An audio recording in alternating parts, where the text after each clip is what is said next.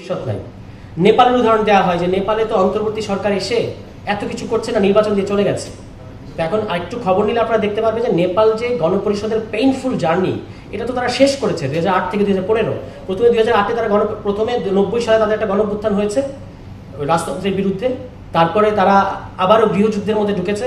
পরে মাওবাদীরা অনেকদিন সংগ্রাম সশস্ত্র সংগ্রাম এগুলো করে বুঝেছে এভাবে হবে না। তারপর তারা একটা মানে মিলমিশের মধ্যে এসছে, গণপরিষদ বসেছে 2008 সালে।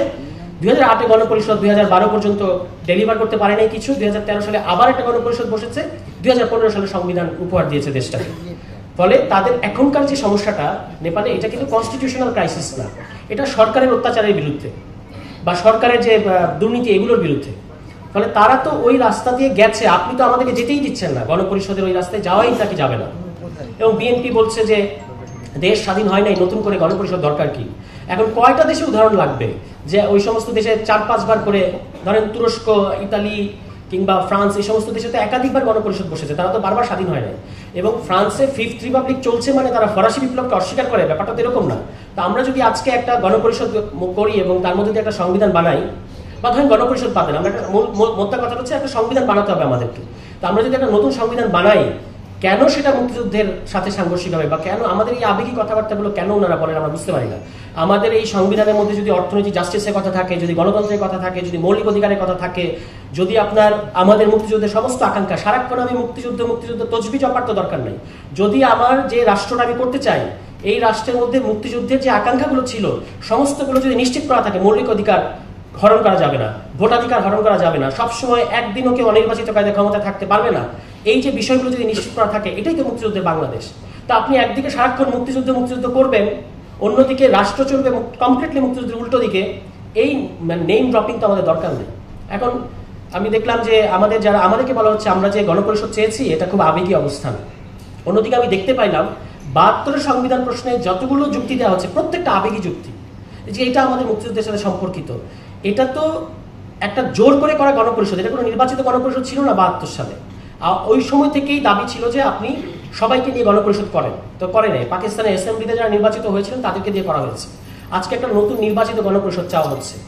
এবং অদ্ভুতভাবে আমাদের এই অদ্ভুত এক দেশ, একবার শামসুর রহমান সাহেব বলেছিলেন যে উদ্ভট উটের পিঠে চলছে স্বদেশ। আমাদের দেশে যারা সংবিধান বিশেষজ্ঞ, যেমন শাহদিন মালিক সাহেব, আমরা তাকে রেসপেক্ট করি, উনি একজন সংবিধান বিশেষজ্ঞ। উনি 2 দিন আগে বলছেন যে সাংবিধানিক আদেশ কি জিনিস সেটা তো কোনো সংবিধানের বই লেখা নেই। আরে ভাই, মানে আপনি সাংবিধানিক আদেশের পথে আমরা যাব কি না এটা আলাদা একটা প্রশ্ন, কিন্তু সাংবিধানিক আদেশ উনি বুঝতে পারছেন না একজন সংবিধান বিশেষজ্ঞ হয়ে, এটা আমাকে খুবই অবাক করেছে। তো আমি তাকে মনে করিয়ে দিই, বাংলাদেশে 1971 সালে 16 ডিসেম্বর আমাদের বিজয় অর্জিত হয়েছে। আমরা মানে অফিসিয়ালি যদিও 26শে মার্চ থেকে আমরা স্বাধীনতার দিবসটা আমরা 26শে মার্চ, কিন্তু দেশ হিসেবে শত্রুমুক্ত হয়েছি আমরা 1971 সালের 16 ডিসেম্বর থেকে। তো 1972 সালে 16 ডিসেম্বরে গিয়ে আমরা একটা সংবিধান পেলাম। এই যে 1 বছর কিভাবে আমরা চলেছি, 1 বছর যখন সংবিধান ছিল না, তখন শেখ মুজিবুর রহমান সাহেব এসে একটা রাষ্ট্রপতির আদেশ জারি করেন নাই, সাংবিধানিক আদেশ, অস্থায়ী সাংবিধানিক আদেশ জারি করেন নাই। এটা কি শাহদিন মালিক সাহেব জানেন না? অবাক করা কথাবার্তা। তো সাংবিধানিক আদেশ কখন লাগে? যখন আপনি একটা নতুন সংবিধান বানাবেন কিংবা অন্তর্বর্তী একটা পর্যায়ে আছেন, তখন একটা সাংবিধানিক আদেশের মধ্যে দিয়ে, এক পাতার একটা ডকুমেন্টের মধ্যে দিয়ে, ডকুমেন্টটা পড়ে দেখেন, এই যে থান ইটের মতো একটা সংবিধান, এত বড় সংবিধান তো আমাদের দরকার নাই, এক পাতা ডকুমেন্ট দিয়ে চলে। দেখেন ওখানে কি বলা আছে, কিভাবে বিচার বিভাগ গঠিত হবে, কিভাবে আমলাতন্ত্র গঠিত হবে, কিভাবে ট্যাক্স কালেকশন হবে, সব তো এক পাতায় বলা শেষ। তাহলে ওই যে সাংবিধানিক ধারাবাহিকতার দোহাই দেওয়া হয়, যে সাংবিধানিক ধারাবাহিকতা কি হবে যদি সংবিধানকে আমরা এখন পোস্টপোন করি?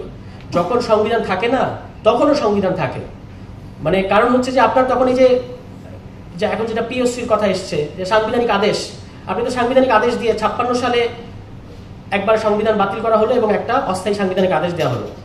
আইয়ুবের বিরুদ্ধে যখন এখানে গণঅভ্যুত্থান ঘটেছে তখন আরেকবার সাংবিধানিক আদেশ দিয়েছেন। এরপর আমরা 72 সংবিধান পাওয়ার আগে সাংবিধানিক আদেশ দ্বারা পরিচালিত হয়েছে।